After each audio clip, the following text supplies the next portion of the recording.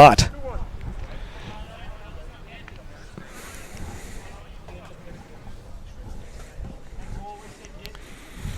Two and one to Cole Dickinson with a one-out runner at second.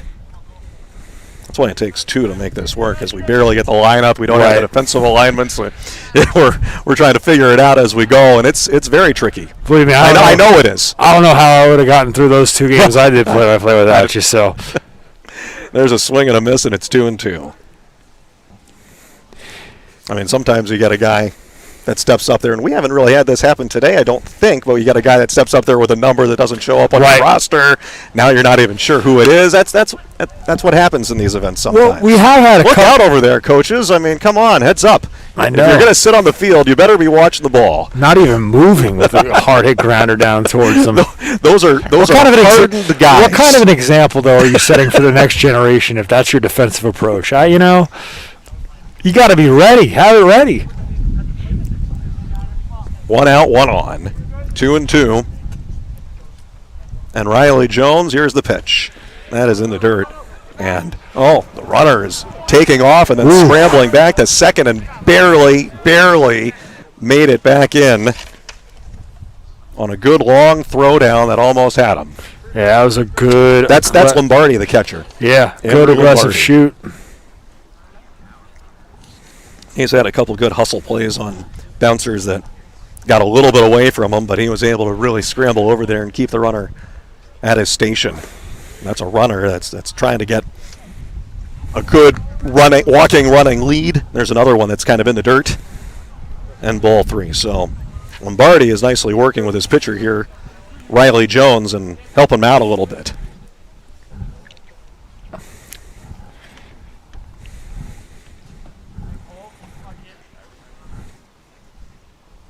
Cole Dickinson, right-handed batter, is waiting, and the pitch swing and a miss, and he got him with some tailing away action and a strikeout.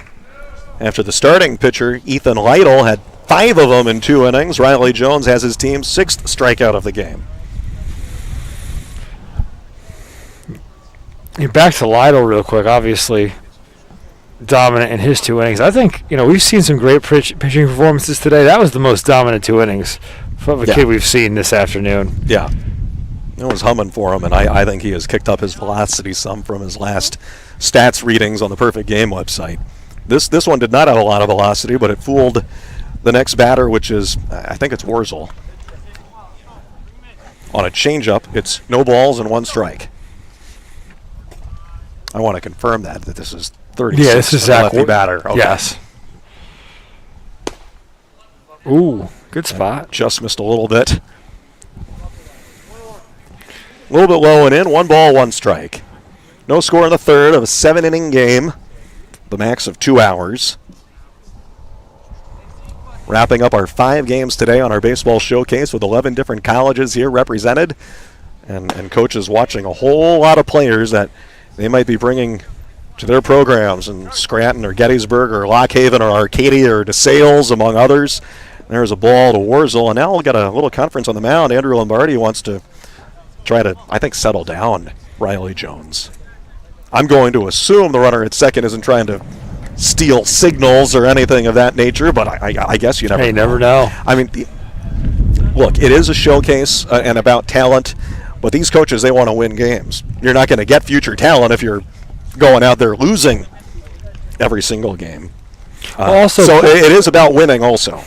Well, also, look, players are keen to this stuff. It's no... What happened in Houston's one thing, but picking up signs it's part of the game. Right. 2-1 to Wurzel. That's in the dirt and bounced up there for ball 3. There's an unwritten etiquette to cheating in the game of baseball. It's not. But I wasn't even thinking of that in terms of cheating. I was just thinking it's a showcase event. Is really going to be flashing any kind of signals to his teammate? I think if another team can pick up on your signs, as long as they're not using cameras from center field, I think that's part of the game. That's just my take. There is a swing and a miss for Wurzel, and it's 3 balls and 2 strikes with a 2-out runner at second base for Connecticut Orange here. Led by head coach Peter Jay. And the 3-2. Foul back to the fence here, right in front of us. You okay? I'm all right. Flinched a little there. Well, I flinched not because of the ball, but it deflected pretty hard off the home plate umpire's mask. I was a little stressed. Oh, did by that catch his mask? It did. On the way back. He's taking a beating today. Oh, he's taken a couple. Those two guys have rotated a couple of games, but he's been at the dish for the majority.